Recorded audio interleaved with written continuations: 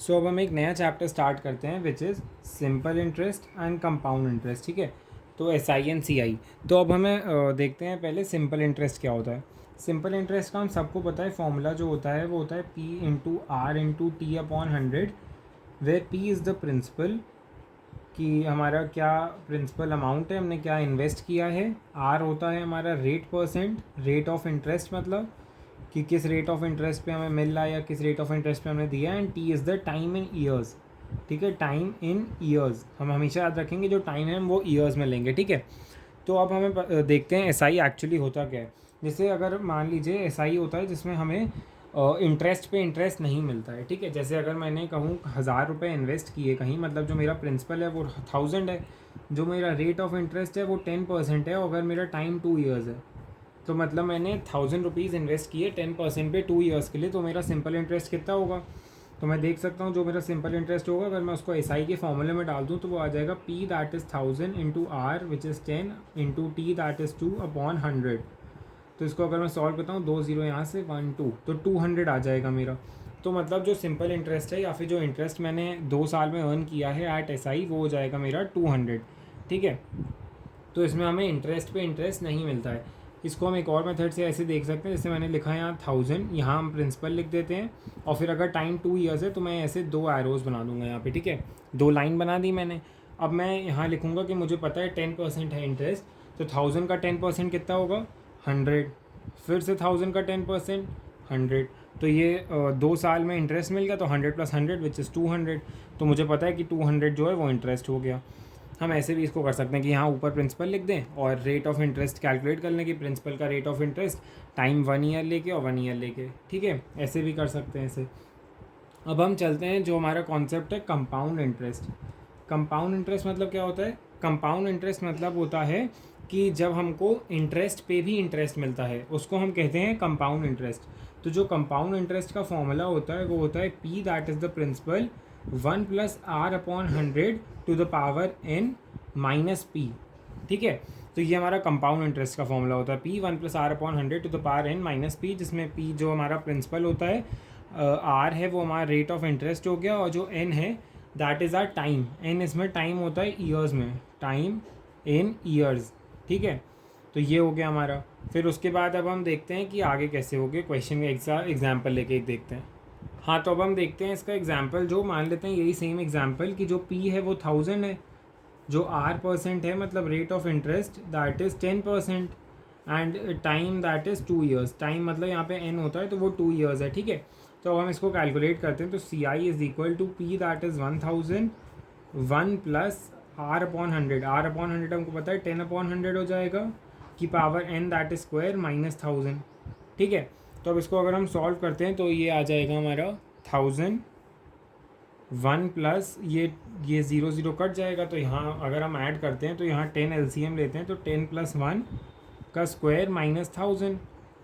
अब इसको further solve करता हूँ अगर मैं, तो आ जाएगा 1000 11 का स्क्वायर अपॉन 10 का स्क्वायर। तो 11 का स्क्वायर हमें पता है 121 होता है, एंड 10 का जो स्क्वायर होता है वो होता है 100 -1000। ठीक है, तो अब इसको अगर मल्टीप्लाई करते हैं, यहाँ से 2 0 कट, यहाँ से 2 0 कट, तो 1210 -1000 दैट इज़ हम देख सकते हैं 210। तो यहाँ पे हम देख सकते हैं जो हमारा इंटरेस्ट आ रहा है दैट इज़ CI, वो 210 रुपीज़ आ रहा है। और अगर यही हम सिंपल इंटरेस्ट में अज्यूम करके करते हैं तो सिंपल इंटरेस्ट में हमारा 200 आता है। तो हम देख सकते हैं कि ये जो 10 रुपीज़ का फ़र्क आ रहा है ये इंटरेस्ट पे इंटरेस्ट का फ़र्क आ रहा है। इसको मैं आपको इस मेथड से करके दिखाता हूँ। अगर हमें कंपाउंड इंटरेस्ट कैलकुलेट करना, मैंने कहा प्रिंसिपल हम लोग लिख लेते हैं पहले 1000, 2 साल का टाइम है तो 1 और 2 लाइन्स बन गई। अब रेट हमसे कहा है 10%, तो 1000 का 10% विच इज़ 100, यहाँ भी 1000 का 10% विच इज़ 100, तो ये 200 100 हो गए। ठीक है, अब हमें पता है कि कंपाउंड इंटरेस्ट है तो इंटरेस्ट पे भी इंटरेस्ट देते हैं। तो ये हमारा फर्स्ट ईयर का इंटरेस्ट है, ये सेकेंड ईयर का इंटरेस्ट है, तो फर्स्ट ईयर के इंटरेस्ट पे भी तो हमें इंटरेस्ट देना पड़ेगा अब सेकेंड ईयर के एंड में। तो 100 का 10% भी इंटरेस्ट देंगे हम, तो 100 का 10% विच इज़ 10। तो हम देख सकते हैं अगर हम इसका टोटल करते हैं तो हमारा आएगा 210 रुपीज़ इंटरेस्ट। ठीक है, कंपाउंड इंटरेस्ट में हम इंटरेस्ट पे भी इंटरेस्ट देंगे, तो ये 100 है, ये हमारा इंटरेस्ट आया था 1000 पे, तो अब हमें सेकेंड ईयर में इस 100 पे भी इंटरेस्ट देना पड़ेगा। ठीक है, तो 10 रुपीज़ का इंटरेस्ट इस पर हो जाएगा क्योंकि 100 का 10% 10 होता है, तो इसीलिए हमें इस पर भी इंटरेस्ट देना पड़ेगा। तो इसलिए हमारा 210 आता है। तो या तो आप इसको इस फॉर्मूले से भी कर सकते हैं, इससे भी कर सकते हैं, ठीक है। अब हम देखते हैं कि एक और फॉर्मूला अमाउंट का, amount is equal to principal plus SI। अगर हम प्रिंसिपल में सिंपल इंटरेस्ट ऐड करते हैं तो हमारा अमाउंट आ जाता है। Similarly amount is equal to principal plus CI, ठीक है, प्रिंसिपल प्लस CI और प्रिंसिपल प्लस SI अमाउंट के केस में। या फिर हम अमाउंट का सीधे सीधे CI के केस में फॉर्मूला लिख सकते हैं P1 plus R/100 to the power n। ये इसका फॉर्मूला हो गया, क्योंकि हमें पता है कि CI जब लेते हैं तो यहाँ माइनस P आता है, मैंने यहाँ एक प्लस P और लिख दिया है। तो अगर मैं यहाँ एक प्लस P ऐड कर देता हूँ तो plus P minus P cut जाएगा, तो सिर्फ इतना सा ही हिस्सा बचेगा, ये वाला। तो ये हो जाएगा P1 प्लस R/100 की पावर n। तो इतना सा ही हिस्सा बचेगा, तो यही मैंने यहाँ लिखा है, ठीक है। P being the principal, R being the rate of interest and n being the time in years. बस इतने से हमारे फॉर्मूले, अगर ये सारे फॉर्मूले याद हो गए तो पूरा SI CI बहुत आसानी से हो जाता है। एक नया कॉन्सेप्ट जो EMI का है, वो अगर क्वेश्चन आएगा तो हम देखते हैं और फिर हम आगे सॉल्व करते हैं, ठीक है। तो जो हमने अभी तक क्वेश्चन देखे हैं, मतलब जो हमने अभी तक CI का फॉर्मूला देखा है, वो हमने देखा था कि हमारा अगर कंपाउंडेड ईयरली है, मतलब अगर पर एनम दिया है, मतलब कंपाउंडेड ईयरली, जो हमारा इंटरेस्ट है वो कंपाउंडेड ईयरली है, तभी वो फॉर्मूला लगेगा। वरना अगर हम कहते हैं कि कंपाउंडेड हाफ ईयरली है, कंपाउंडेड हाफ ईयरली सिंपली मतलब ये होता है इसका कि हर हाफ ईयर पे हमको इंटरेस्ट मिल जाता है, ठीक है। कंपाउंडेड हाफ ईयरली अगर दिया है तो जो फॉर्मूला हो जाएगा CI का या फिर अमाउंट का, वो हो जाएगा amount is equal to P1 plus R/100 की पावर n। पहले ये अमाउंट का फॉर्मूला हो गया, पर हमसे कहा गया कंपाउंडेड हाफ ईयरली, मतलब हर हाफ ईयर में मिलता है। तो हम इस केस में टाइम को कर देते हैं डबल और रेट को कर देते हैं हाफ, ठीक है। रेट R/2 हो गया तो इसका नीचे चला जाएगा 2, और टाइम जो है वो डबल हो जाएगा, सिंपल, ठीक है। और फिर यही हमसे कहा जाए कि अगर कंपाउंडेड क्वार्टरली है, तो क्वार्टर मतलब कितना होता है, कंपाउंडेड क्वार्टरली, ठीक है। तो कंपाउंडेड अगर हम क्वार्टरली कहते हैं तो क्वार्टरली मतलब होता है कि किसी चीज़ के 4 हिस्से, 1/4 होता है क्वार्टर। तो ठीक है, तो अब हम इसको लिख सकते हैं, तब उस केस में अमाउंट जो है वो हो जाएगा P1 प्लस R/100 की पावर n। पहले ऐसे ही लिख लेंगे नॉर्मल। फिर हमें पता है कि क्वार्टरली मतलब 4 हिस्से, हाफ ईयरली मतलब 2 हिस्से, हाफ होता है 2 और क्वार्टर होता है 4 हिस्से। तो क्वार्टरली में 4 हिस्से हो जाएंगे, तो टाइम जो है वो 4 से मल्टीप्लाई हो जाएगा और जो रेट है वो 4 से डिवाइड हो जाएगा, ठीक है। बस ऐसे ये क्वेश्चन ऐसे होते हैं कि टाइम को जो हमें याद रखना है उतने से मल्टीप्लाई कर देना है जितने से हम रेट को डिवाइड करेंगे। हाफ ईयरली दिया है तो रेट को डिवाइड कर देंगे 2 से और मल्टीप्लाई कर देंगे टाइम को 2 से। और सिमिलरली अगर क्वार्टरली दिया है तो रेट को डिवाइड कर देंगे 4 से और टाइम को मल्टीप्लाई कर देंगे 4 से, ठीक है। और हमें एक चीज़ और याद रखनी है, SI for 1 year, SI for 1 year is always equal to CI for first year. SI for first year is always equal to CI for first year. मतलब जितना इंटरेस्ट मैं सिंपल इंटरेस्ट में कमाऊंगा फर्स्ट ईयर के लिए, उतना ही interest मुझे compound interest में मिलेगा फर्स्ट ईयर के लिए, ठीक है। ये बात हमेशा याद रखनी है कि उतना ही हमें मिलेगा जितना फर्स्ट ईयर में मिलेगा CI पे, और उतना ही मिलेगा हमें SI पे। इसका एक एग्जांपल लेके देखते हैं, 1000 रुपीज़ एट 10%, ठीक है। मैं लेता हूँ अगर 1000 फॉर 1 ईयर, 1 ईयर के लिए लेता हूँ, तो SI के केस में हो जाएगा P1000 into R which is 10 upon into T that is 1/100। और CI के केस में हो जाएगा P that is 1000 bracket open 1 plus R/100 हो जाएगा आपका 10/100, n हो जाएगा यहाँ पे 1 माइनस P दैट इज़ 1000, ठीक है। अब हम इसको सॉल्व करते हैं, तो ये जो 1000 का मतलब 100 के ज़ीरो हैं ये कट जाएंगे 1 एंड 2, तो ये SI जो है वो 100 आ जाएगा। अब सिमिलरली CI के लिए अगर सॉल्व करते हैं तो CI जो आएगा 1000, यहाँ से 0 0 कट जाएगा तो यहाँ आएगा 11/10 माइनस 1000, तो ये 10 का 0 और ये कटा तो बचा 110, सॉरी 1100 माइनस 1000, ठीक है। तो 1100 माइनस 1000 कितना होगा, 100 हो जाएगा। तो देख सकते हैं यहाँ भी 100 आया, यहाँ भी 100, मतलब जो फर्स्ट ईयर के लिए दोनों का SI और CI है वो सेम आएगा। तो ये हमको याद कर लेना है कि SI for the first year is always equal to the CI for the first year, ठीक है। और कंपाउंडेड हाफ ईयरली वाला और क्वार्टरली वाला तो हम समझ ही गए कि रेट को डिवाइड करना है और टाइम को मल्टीप्लाई करना है उतने से ही जितने से रेट को डिवाइड किया है। सो अब हम क्वेश्चंस देखते हैं। पहले क्वेश्चन में हमें दिया है if a sum of money at C I amounts to 4 time in itself in 3 years, then in how many years will it be 16 times of itself. तो हमें दिया है कि if a sum of money at C I, हमें compound interest की बात हो रही है, अमाउंट्स टू 4 टाइम इटसेल्फ, मतलब अगर हमने पी इन्वेस्ट किया था, हम मान लेते हैं हमने प्रिंसिपल जो है इज इक्वल टू पी है, मतलब हमने पी अमाउंट इन्वेस्ट किया था, तो वो 3 साल में, मतलब टाइम जो है हमारा 3 years है, it amounts to 4 times of itself, मतलब जो उसका अमाउंट है वो 4 टाइम्स हो जाता है ऑफ इटसेल्फ। तो हमने इन्वेस्ट पी किया था, तो मतलब अब वो बन गया है 4p, ठीक है, क्योंकि दिया है it amounts to 4 times itself, तो 4 टाइम्स ऑफ इटसेल्फ मतलब पी का 4 टाइम्स हो जाएगा अमाउंट, ठीक है, और टाइम है हमारा 3 years। तो इसको अब हम कैलकुलेट कर लेते हैं। सी आई हमारा कितना आएगा, सी आई आ जाएगा हमारा 3p, क्योंकि अमाउंट माइनस प्रिंसिपल ही तो सी आई होता है, तो 4p minus P that is 3p, या फिर principal plus C I is equal to amount, तो प्रिंसिपल p है, सी आई 3p है, तो ऐड करेंगे तो 4p हो जाएगा, ठीक है। तो then how many years will it be 16 times of itself, तो अगर प्रिंसिपल p है तो amount 16 times of itself, मतलब 16p कब हो जाएगा, तो टाइम हमसे पूछा गया है, तो मतलब जो सी आई इस केस में हो जाएगा वो हो जाएगा 15p, ठीक है। चलिए इसको सॉल्व करते हैं। हमें पता है amount is equal to p1 plus R upon 100 की पावर n। अब हमें इसमें रेट भी नहीं पता है, ठीक है, तो रेट क्या करेंगे, रेट को अभी कैलकुलेट करते हैं। तो अमाउंट हमको पता है, पहले वाली कंडीशन में है 4p, तो 4p is equal to p, principal तो हमने p ही अज्यूम किया है, 1 प्लस आर अपॉन 100 का क्यूब, मतलब n की जगह 3 लिख दिया, टाइम हो गया। अब इसको फर्दर अगर मैं सॉल्व करता हूँ तो p और p कट जाएगा, तो बचेगा 4 is equal to 1 plus R upon 100 की पावर 3, ठीक है। अब इसको आगे सॉल्व करते हैं। तो अब हम देखेंगे सेकेंड वाली जो इक्वेशन है उसमें अमाउंट 16p है और प्रिंसिपल p है, तो इसको सॉल्व करते हैं। तो सेम अमाउंट का फॉर्मूला डालते हैं, amount is equal to 16p is equal to p 1 plus R upon 100 की पावर n, जो टाइम है उसको हम n अज्यूम कर लेते हैं यहाँ पे, ठीक है। तो हमें n की वैल्यू निकालनी है, तो 1 प्लस आर अपॉन 100 की पावर n हो जाएगा, तो इसमें भी p और p यहाँ कट जाएगा, और बचा 16 is equal to 1 plus R upon 100 की पावर n, ठीक है। अब हम देख सकते हैं, हमें पता है 4 is equal to 1 plus R upon 100 का क्यूब, तो 16 is equal to 1 plus R upon 100 की क्या पावर होगी इनकी कि ये सेटिस्फाई हो जाए।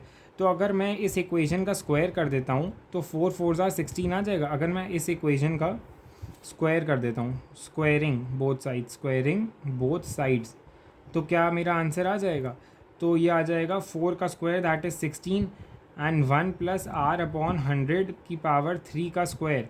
अगर मैं इसका स्क्वायर करता हूँ तो पावर यहाँ मल्टीप्लाई हो जाती है, क्योंकि हमें आइडेंटिटी पता है a की power m n is equal to m into n, मतलब a की पावर m बाहर n, तो इसको हम ये भी लिख सकते हैं a की पावर m इंटू n, ठीक है, ये आइडेंटिटी होती है। तो m इंटू n हो जाएगा, 3 इंटू 2 दैट इज़ 6, तो 16 is equal to 1 plus R upon 100 की पावर 6। अब हम देख सकते हैं ये सेम इक्वेशन ही तो यहाँ आ रही है, 16 is equal to 1 plus R upon 100 की power n and 16 is equal to 1 plus R upon 100 की पावर 6। तो हमें पता चल जाएगा जो n है उसकी वैल्यू क्या है, 6 है, मतलब जो टाइम है वो 6 ईयर्स लगेगा, तो यही हमारा आंसर हो जाएगा। हम देख सकते हैं option number B will be our answer, that is 6 years, तो option B will be our answer. एक बार फिर से समझते हैं, हमने ये डेटा तो कैलकुलेट कर लिया कि हमें दिया है it amounts to 4 times of itself in 3 years, तो हम अज्यूम कर लेंगे प्रिंसिपल p है, अमाउंट हो जाएगा 4p और टाइम हो जाएगा 3 ईयर्स। और सिमिलरली हमें दिया है कि then in how many years will it be 16 times of itself, तो प्रिंसिपल तो p रहेगा, अमाउंट जो है 16 टाइम्स ऑफ इट सेल्फ मतलब 16p हो जाएगा, और टाइम हमको कैलकुलेट करना है इसमें। तो सिंपली हम कुछ नहीं करना है, अमाउंट के फॉर्मूले में डाल देना है। तो amount is equal to p 1 plus R upon 100 की पावर n, तो इसको सॉल्व करते हैं वैल्यू डाल के, तो ये आ जाएगा 4 is equal to 1 plus R upon 100 की पावर 3। अब हम दूसरी इक्वेशन ऐसे ही सॉल्व करते हैं, तो वो आ जाएगी 16 is equal to 1 plus R upon 100 की पावर n। तो अब हमें इस इक्वेशन से ये लाना है, तो इस इक्वेशन से ये कैसे लाएंगे, हम देख सकते हैं 4 का अगर हम स्क्वायर कर दें तो 16 आ जाता है, तो हम 4 का स्क्वायर कर देंगे इस तरफ और इस तरफ भी स्क्वायर करेंगे, तो स्क्वायरिंग बोथ साइड्स करने पे हमें मिल जाएगा 16 is equal to 1 plus R upon 100 की पावर 6। अब अगर हम दोनों इक्वेशंस को कंपेयर कर देते हैं तो हम देख सकते हैं n की पावर जो है वो 6 आ जाएगी, ठीक है। तो यही हमारा आंसर हो जाएगा। हमसे यही पूछा था कि n की वैल्यू क्या है, तो n 6 ईयर्स आ गया, this will be our option number B, तो यही हमारा आंसर हो जाएगा, ठीक है। तो नेक्स्ट क्वेश्चन शुरू करने के पहले हम एक और कॉन्सेप्ट देख लेते हैं। अगर मैं आपसे कहूँ हाफ ईयर 1/2 ईयर, तो आप इसकी वैल्यू मुझे क्या बताओगे कितनी होती है? 6 मंथ्स होती है, ठीक है। अगर मैं आपसे कहूँ कि मैंने आपको दिया है 4 मंथ्स, तो इसकी वैल्यू मुझे ईयर्स के टर्म में बताओ। तो कैसे बताते हैं आप? 4/12 कर देंगे, क्योंकि 4 मंथ्स की मैंने पूछी है और साल में 12 मंथ्स होते हैं, तो 4/12 ईयर हो जाएगी, मतलब 1/3 ईयर।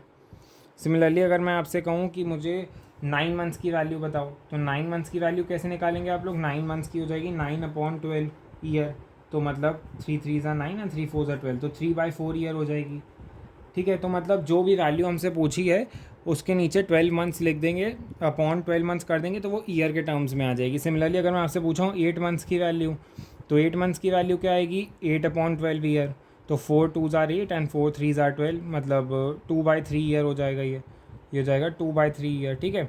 तो हम हमेशा इसको ईयर में ही कन्वर्ट करके लिखेंगे, क्योंकि हमें पता है कि SI CI के फॉर्मूले में हमेशा ईयर्स में कन्वर्ट करके डालते हैं, ठीक है। तो अब नेक्स्ट क्वेश्चन देखते हैं।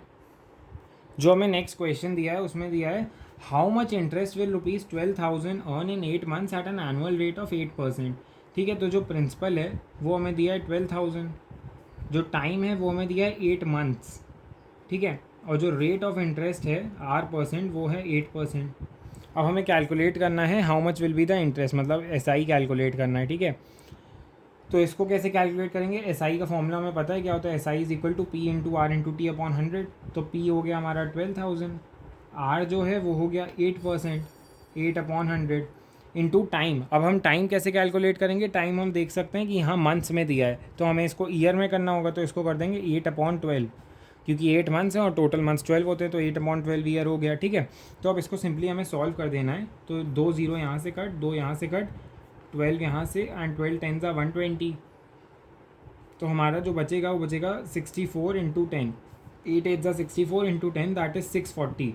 तो हम देख सकते हैं जो हमारी SI आ रही है वो ₹640 आ रही है, यही हमारा आंसर हो जाएगा, ठीक है, कि ₹640 जो है वो इंटरेस्ट आएगा। हमें क्वेश्चन में जब दिया नहीं होता है कि SI या CI है, तो हम अज्यूम करते हैं कि सिंपल इंटरेस्ट की ही बात कर रहा है, वरना कंपाउंड इंटरेस्ट के केस में यूजुअली मेंशन होता है कि कंपाउंड इंटरेस्ट की बात कर रहा है। जैसे हम ये वाला क्वेश्चन देख सकते हैं अब इसके पहले जो किया था, if a sum of money at compound interest, तो कंपाउंड इंटरेस्ट के केस में मोस्टली हमको दिया होता है कि क्या सॉल्व करना है, कि मतलब किससे करना है, कंपाउंड इंटरेस्ट से या सिंपल इंटरेस्ट से। तो अगर कुछ भी नहीं दिया है क्वेश्चन में, तो we will assume that it is a question of simple interest, ठीक है। So now let's move to the next question. Next question में दिया है a sum of money invested at CI amounts in 4 years to 4,200 and in 5 years to 4,410। तो इस question में हमें दिया है कि जो CI के केस में, CI लिख देता हूँ पहले मैं, ठीक है। CI के केस में जो अमाउंट है वो 4,200 हो जा रहा है, कब? अगर उसको हम इन्वेस्ट करते हैं 4 years के लिए, और अगर हम उसको 5 years के लिए इन्वेस्ट करते हैं तो वो जो अमाउंट है वो जा रहा है 4,410 रुपीज़, 4,410। एक सेकेंड फिर से लिख देता हूँ, 4,410, ठीक है। तो हमसे पूछा है the rate of interest per annum is R%, हमसे पूछा गया है, ठीक है। तो इस केस में हम क्या करते हैं, अमाउंट हमें दिया तो अमाउंट के फॉर्मूले में सीधे डाल देते हैं CI की। तो amount is equal to 4,200, P होता है amount is equal to P1 plus R/100 की पावर n। तो amount is equal to P, assume कर लेते हैं प्रिंसिपल को P, और 1 प्लस R/100, R भी नहीं पता है हमें, और to the power n, n होता है टाइम, तो वो हो जाएगा 4। सिमिलरली इसके केस में भी डाल देते हैं, तो 4,410 that is amount is equal to P, तो सेम ही रहेगा, 1 प्लस R/100 की पावर 5 हो जाएगा, क्योंकि टाइम इस केस में 5 years है। इधर प्रिंसिपल इसलिए सेम रहेगा क्योंकि हमें पता है कि सेम प्रिंसिपल को अगर 4 years के लिए इन्वेस्ट करेंगे तो 4,200 हो जाएगा, और अगर उसको 5 years के लिए इन्वेस्टेड छोड़ देते हैं तो 4,410 हो जाएगा, ठीक है। तो अब इसको फर्दर कैसे सॉल्व करेंगे? हम इन दोनों इक्वेशंस को P के टर्म्स में निकाल लेंगे। P के टर्म्स में निकाल लेंगे मतलब P को एक साइड रखेंगे और बाकी सारी टर्म्स को दूसरे साइड। तो P को अगर मैं यहाँ छोड़ देता हूँ तो ये हो जाएगी इक्वेशन 4,200 अपॉन 1 प्लस R/100 की पावर 4। तो ये P के टर्म्स में आ गई, मैंने इसको सीधे सीधे डिनोमिनेटर में भेज दिया है। अब इसके साथ भी सेम करूँगा, तो P यहाँ पे हो जाएगा P is equal to 4,410 upon 1 plus R/100 की पावर 5, ठीक है। अब हमें पता है दोनों जगह P है, तो P और P को हम बराबर रख सकते हैं, तो इन दोनों वैल्यूज़ को बराबर रख देते हैं। तो P is equal to P हमें पता है, ठीक है। तो अब मैं दोनों को बराबर अगर रखता हूँ तो आएगा 4,200 अपॉन 1 प्लस R/100 की पावर 4, ठीक है, इज इक्वल टू 4410 और 1 प्लस आर अपॉन 100 की पावर 5। ठीक है, दोनों को बस मैंने इक्वेट कर दिया बराबर, क्योंकि p is equal to P, तो इसको मैं p की जगह सब्सटीट्यूट कर देता हूँ एक को। ठीक है, तो अब मैं इसको कैसे सॉल्व करूँगा, 0 0 कट, फिर उसके बाद ये 7 से भी डिविजिबल है, 7 6 ज़ा 42, 21, 7 3 ज़ा 21 एंड 7 6 ज़ा 42 एंड 60। ठीक है, एंड फिर मैं इसको और काट सकता हूँ 3 से, तो 321 ज़ा एंड 320 ज़ा। ठीक है, तो अब ये हो जाएगा 20/20। अब ये भी हम देख सकते हैं, ये भी हमारा रिड्यूस हो सकता है। यहाँ 5 है तो यहाँ 5 को काट के 1 कर देता हूँ, यहाँ 1 पावर बचेगी और ये 4 पूरा कट जाएगा। ठीक है, क्योंकि हमें पता है a की पावर m अपॉन a की power n is equal to a की पावर m माइनस n। ठीक है, तो अगर मैं इसको सीधे सीधे न्यूमरेटर में भेज देता, तो मैं इसको फिर से एक बार करके दिखा देता हूँ।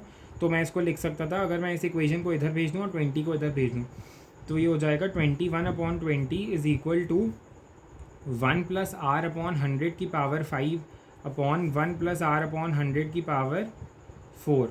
ठीक है, तो अब मैं ये आइडेंटिटी लगाता हूँ, a की पावर m अपॉन a की power n is equal to a की पावर m माइनस n। ठीक है, तो अब इसमें मैं ये आइडेंटिटी अगर लगाता हूँ तो a तो सेम है, ये देख सकते हैं a ये पूरा हो गया 1 प्लस आर अपॉन 100, तो m माइनस n मतलब 5 माइनस 4 विच इज़ 1। तो मैं देख सकता हूँ यहाँ भी तो वही बच रहा है 1, तो मैंने इसको सीधे ही कैंसिल आउट कर दिया, क्योंकि आइडेंटिटी मैंने सीधे ही यूज़ कर ली। ठीक है, तो ये लिखने की भी ज़रूरत नहीं थी। तो अब हम इसको फर्दर सॉल्व करते हैं, तो ये 5 कट जाएगा और ये पूरा 4 कट जाएगा और यहाँ 1 बचेगा। तो ये जो हमारा बचेगा वो हो जाएगा 21/20 is equal to 1 plus R upon 100। ठीक है, अब इसको हम सॉल्व कर देते हैं। तो इसमें 100 का अगर एलसीएम ले लेते हैं, तो ये आ जाएगा 21/20 इज़ इक्वल टू 100 एलसीएम अगर लिया मैंने, तो ये आ जाएगा 100 प्लस आर। ठीक है, अब 20 और 100 कट जाएंगे, तो यहाँ 5 बचेगा सिर्फ, तो ये हो जाएगा क्रॉस मल्टीप्लाई अगर मैं कर देता हूँ 5 यहाँ पे, तो ये 105 is equal to 100 plus R. तो जो आर की वैल्यू है वो हो जाएगी 5, 105 माइनस 100 दैट इज़ 5%। तो यही हमारा आंसर हो जाएगा कि जो आर है उसकी वैल्यू हो जाएगी 5%। ठीक है, तो आर इज़ इक्वल टू 5%। हम देख सकते हैं ये हमारा ऑप्शन नंबर बी जो है वो 5% है, तो R is equal to 5%, option number B. ऐसे होते हैं क्वेश्चंस। हम एक बार देखते हैं फिर से कैसे हुआ। हमें दिया था a sum of money is invested at CI amounts to 4204 years, तो हमने लिख लिया 4204 ईयर्स में हो गया, और 4410 5 ईयर्स में हो गया। फिर उसके बाद हम सीधे अमाउंट के फॉर्मूले में डाल के पी के टर्म्स में वैल्यू निकाल लेंगे। ठीक है, तो पी के टर्म्स में वैल्यू निकाल के कंपेयर करेंगे जब, तो हमारी आर की वैल्यू आ जाएगी। पी के टर्म्स में निकाल के मैंने कंपेयर कर दिया और जो बचा आर, उसकी वैल्यू आ गई आर की, तो हमारा आंसर आ जाएगा 5%।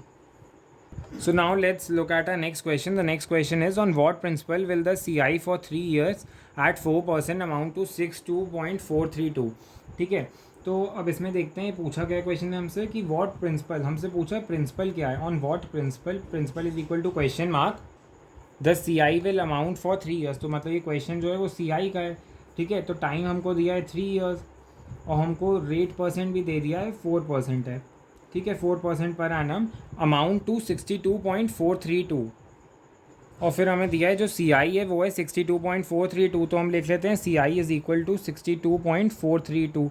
ठीक है, तो अब सिंपली इसको CI के फॉर्मूले में अगर मैं डाल दूं, तो CI का फॉर्मूला मुझे पता है क्या होता है, P 1 प्लस आर अपॉन 100 की पावर n माइनस P।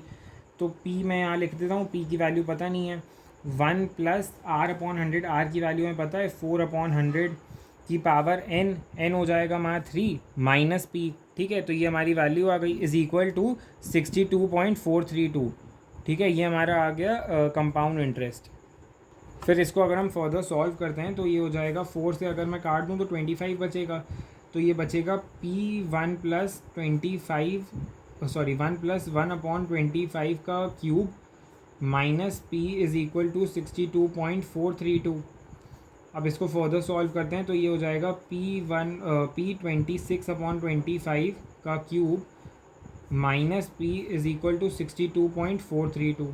ठीक है, अब हम 26 का क्यूब और 25 के क्यूब से इसकी वैल्यू सॉल्व करेंगे, तो P इज़ इनटू, तो 26 का क्यूब होता है 17576। ठीक है, तो इंटू 17576 अपॉन 25 का क्यूब विच इज़ 15625। ठीक है, minus P is equal to 62.432। अब इसको आगे सॉल्व अगर हम करते हैं तो आ जाएगा पी इंटू, तो ये हो जाएगा 17576 पी अपॉन 15625 माइनस पी, तो 15625 हम एलसीएम ले लेते हैं, तो 15625, तो यहाँ बचेगा 17576 पी माइनस 15625 पी, ये वाला पी, ठीक है, ये वाला पी भी इंक्लूड हो गया अब, इज़ इक्वल टू 62.432, ठीक है, तो ये आ गया। फिर इसके बाद अगर हम इसको माइनस करते हैं तो 17576 पी माइनस 15625 पी इज़ 1951 आ जाएगा, तो 1951 P upon 15625 is equal to 62.432, तो ये आ गया हमारा, ठीक है। अब हम क्या करेंगे, सिंपली पी के टर्म्स में वैल्यू निकाल देंगे, तो पी के टर्म्स में इसको क्रॉस मल्टीप्लाई और सब करके जो वैल्यू आ जाएगी पी की, वो आ जाएगी ₹500। अब अपने आप इसको सॉल्व कर लीजिएगा, नहीं हो तो मुझे बताइएगा, मैं करके बता दूंगा। तो पी की जो वैल्यू आ जाएगी वो आ जाएगी ₹500। तो हमसे क्वेश्चन में यही पूछा था, हम देख सकते हैं क्वेश्चन में हमसे पूछा था what principal will the compound interest for 3 years at 4% be 62.432, तो हमसे प्रिंसिपल की वैल्यू पूछी, तो प्रिंसिपल की वैल्यू जो है वो 500 आ गई। तो हम देख सकते हैं ऑप्शन नंबर बी जो है वो 500 है, यही हमारा आंसर हो गया, ठीक है। तो एक बार फिर से देखते हैं इसको करेंगे कैसे। हम सिंपली, हमें सी आई दिया है, टाइम दिया है और प्रिंसिपल दिया है, ठीक है। तो सिंपली सी आई के फॉर्मूले में डाल देंगे और पी की वैल्यू निकाल लेंगे, बस हमें फॉर्मूला याद होना चाहिए उसके लिए, ठीक है। थोड़ा कैलकुलेटिव हो जाता है पर ऐसे ही होता है और आसान है, मतलब आप प्रैक्टिस करेंगे तो याद हो जाएगा। और ये 26 25 ऐसे ऐसे क्यूब्स हैं, ये आप कैलकुलेट करके भी निकाल सकते हैं।